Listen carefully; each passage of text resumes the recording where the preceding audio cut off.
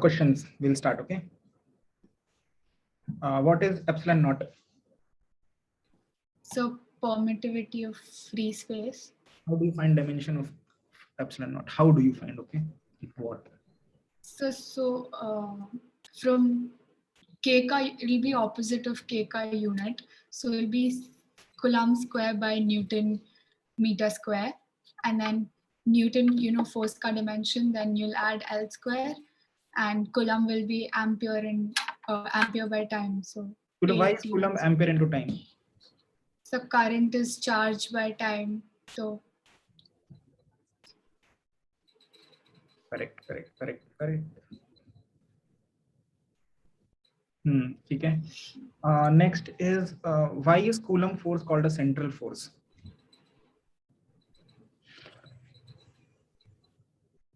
ऐसा स्टेटमेंट कहीं पढ़ा? अच्छा, ये स्टेटमेंट कहाँ मिलता है? ये स्टेटमेंट ऐसे क्वेश्चंस में मिलता है, ऐसी बुक्स में मिलता है जो टुगेदर विद करके बुक्स होती है ना, ऐसे लेरोरा टाइप की जो बुक्स होती है ना, जो गिव टुगेदर विद स्कूल में दिया। हाँ, तो उनमें ये मिलता है, उनको एक बार पढ़ लिया करो, ठीक है? 1 मार्कर। ओके, ठीक है। क्वेश्चन सकते हैं एग्जाम में, why is coulomb called a central force? इसका आंसर है because it acts on the between the centre of two objects. Centre लेते हैं, मतलब अगर तो बड़ी-बड़ी ऑब्जेक्ट हैं, charges have to be equal. Equal unequal कुछ Q1 Q2 है, कुछ भी हो, जो R लेते हैं वो दोनों के बीच में सेंटर में लेते हैं। हम तो पॉइंट चार्ज लेते हैं, तो डजंट मैटर टू अस, लेकिन अगर बड़े-बड़े चार्जेस होंगे तो उनके सेंटर से सेंटर ज्वाइन करेंगे। ठीक है। वॉइस क्लियर है? नहीं, your video voice is lagging. ठीक है। What is superposition principle?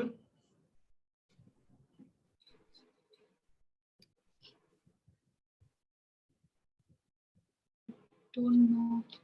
Book में बड़ा सा हेडिंग लिखा हुआ है सुपरपोजिशन, तुम बोले डोंट नो। सेक्शन है पूरा ये। So what is it in easier words? Like, It is easier, superposition principle.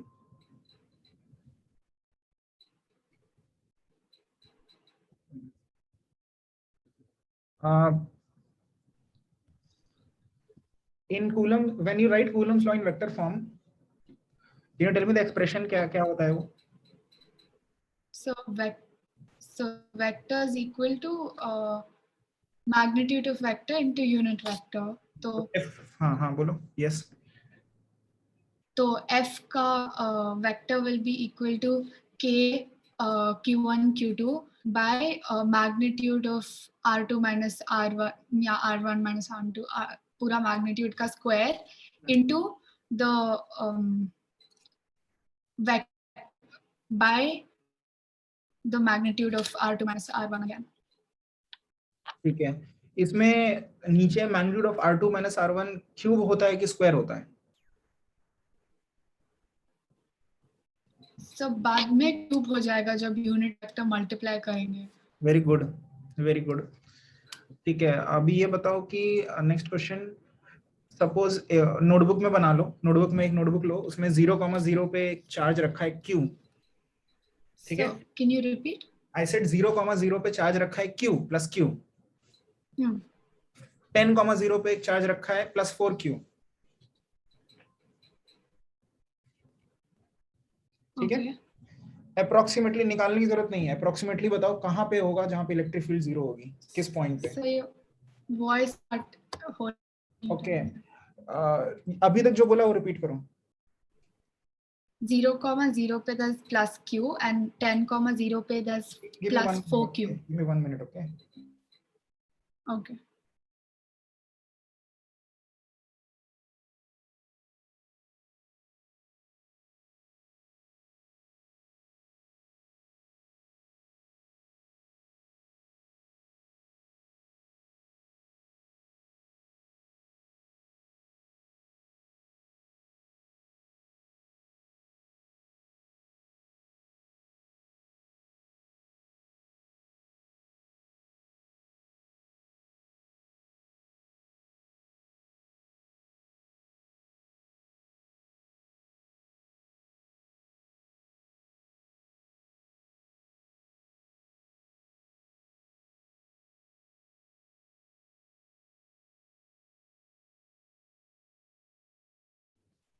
Hello? Hello, can you hear me? Yeah, I can hear you. Okay. So if if Q and 4Q are separated by 10 centimeter, fine. 0,0 पे Q है और 10,0 पे 4Q है. So tell me, at which point will electric field be 0? Electric field will be 0.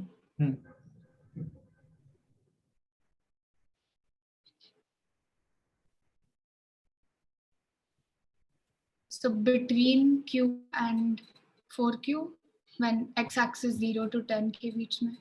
ठीक है. और थोड़ा सा और बता दो कहाँ पे होगा 0, मतलब between which part, 0 to 5 या 5 to 10? So what between them? Between 0 to 5 or 5 to 10 specifically? So 5 to 10 में ज़्यादा. इलेक्ट्रिक फील्ड 0 कहाँ पे होगी? क्या? इलेक्ट्रिक फील्ड 0 कहाँ पे होगी? At center में. ठीक है, ओके. अच्छा, 0 to 5 में होगी, ठीक है, क्योंकि इट इज अच्छा, मैं पूछूंगा कहाँ पे 0 है, कैसे निकालोगे?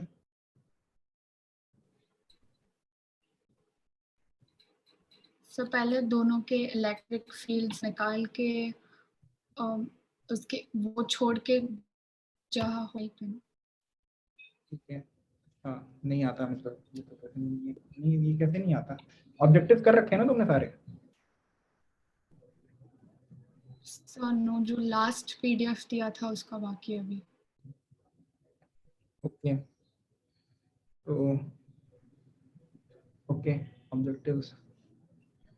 फिर अच्छा, -4, अगर +4Q को -4Q कर दूंगा तो इलेक्ट्रिक फील्ड 0 कहाँ पे होगी?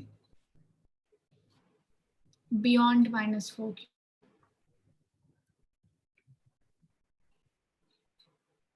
इलेक्ट्रिक फील्ड 0 बियॉन्ड मतलब राइट साइड ऑफ -4Q, ऐसे 10 से ज्यादा पे. 8 minutes.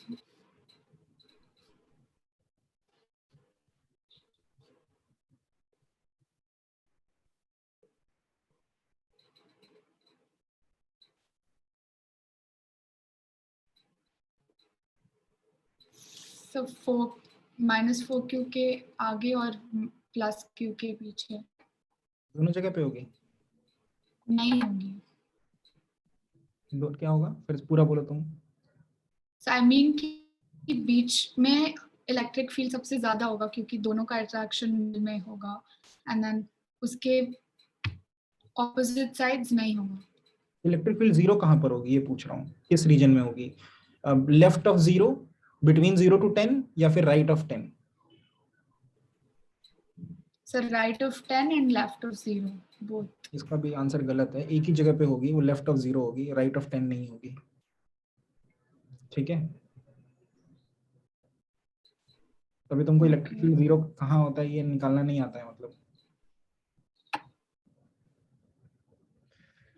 अच्छा, next question is, if you suppose if you double the distance, what happens to the electric field or the force between two charges? So क्या?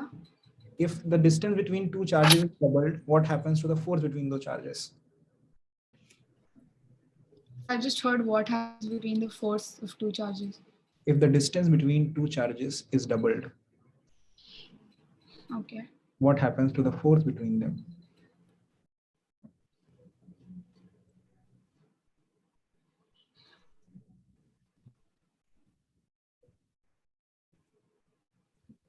So it'll become half. No, it'll become 1/4. Sorry. Okay. How is electric field due to a positive charge looking like? एक positive charge है, उसकी electric field कैसे दिखती है? So going outwards. Charge circular है तो it's going outwards in all direction. ठीक है, इस इलेक्ट्रिक फील्ड को कैसी इलेक्ट्रिक फील्ड बोलते हैं, इसका नाम है कुछ?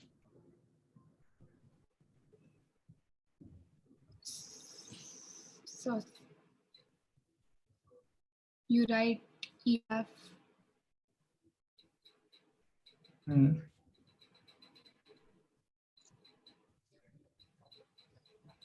इसका रेडियल इलेक्ट्रिक फील्ड लाइन नाम होता है, रेडियली आउटवर्ड्स। ठीक है। एक स्फीयर है +10 कूलम, एक दूसरा स्फीयर है -2 कूलम्स। ठीक है, आइडेंटिकल स्फीयर्स हैं, टच कर दिया, फाइनल चार्ज कितना होगा दोनों पे? टच करके हटा लिया, दोनों पे आइडेंटिकल, पहले पे +10, दूसरे पे -2 कूलम, टच करके हटा दिया दोनों को, फाइनल चार्ज दोनों पे कितना होगा? 4Q. ठीक है, okay. Next is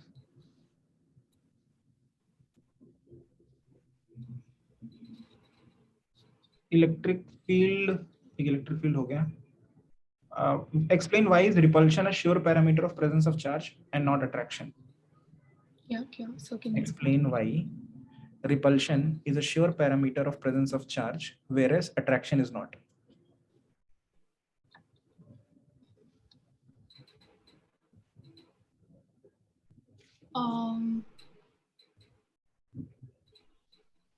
So because अगर एक neutral charge है and then there is another positive charge near it, then the negatively charged will repel from the positive charge and go to the other direction, and automatically positive will come to its the right.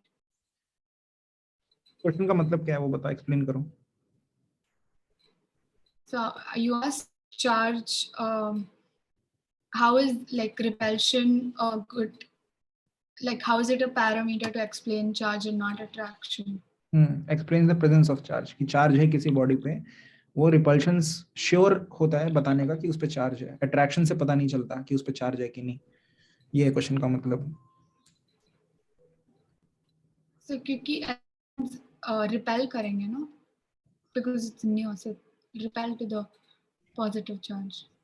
It's on the outward circle.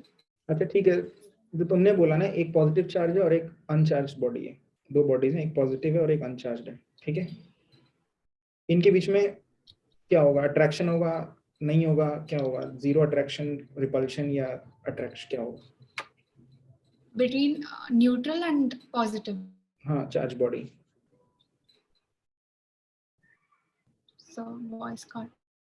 हाँ, you are between a positive charge body and a neutral charge body. The question is, will there be attraction, repulsion, or no, neither attraction nor repulsion? There'll be attraction. Okay, between a negative charge body and a neutral charge body? Attraction. Okay, ठीक है। So तुमको दिख रहा है neutral में attraction हो रही है? हाँ, but वो है क्योंकि electrons repel हो रहे हैं, इसलिए the positive is coming to other side, तो उसका attraction होगा। इसको एक बार इंटरनेट पे पढ़ लेना, तुम्हारा एकदम क्लियर कॉन्साइज लॉजिकली आंसर नहीं है। ठीक है, ये तो एक बार इसको पढ़ लो कैसे होता है। Okay. ठीक है। अभी एक क्वेश्चन है मेरे पास कि सपोज तुमने अभी चार्ज बनाए थे ना, Q 0,0 पे Q रखा था, 10,0 पे 4Q रखा था। Yes,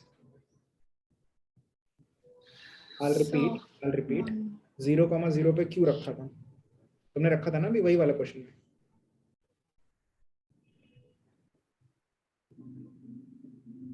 Okay. और 10,0 पे 4Q रखा था। Yeah. ये दोनों चार्ज पहले से रखे थे। हाँ। अभी मैं एक चार्ज और रख रहा हूँ जो 0,10 पे रख रहा हूँ, मतलब y एक्सिस पे 0,10 पे। ठीक है, उसका वैल्यू भी 4Q है।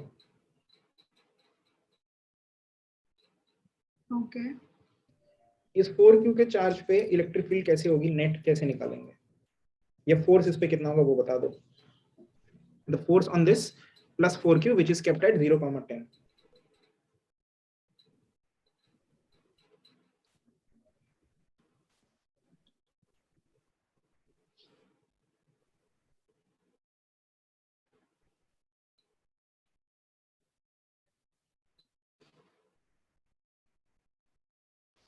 we'll find electric field due to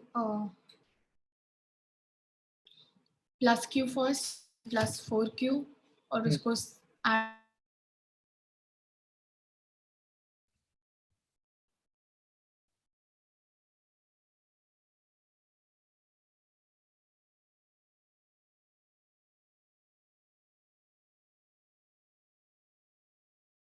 Hello, can you hear me?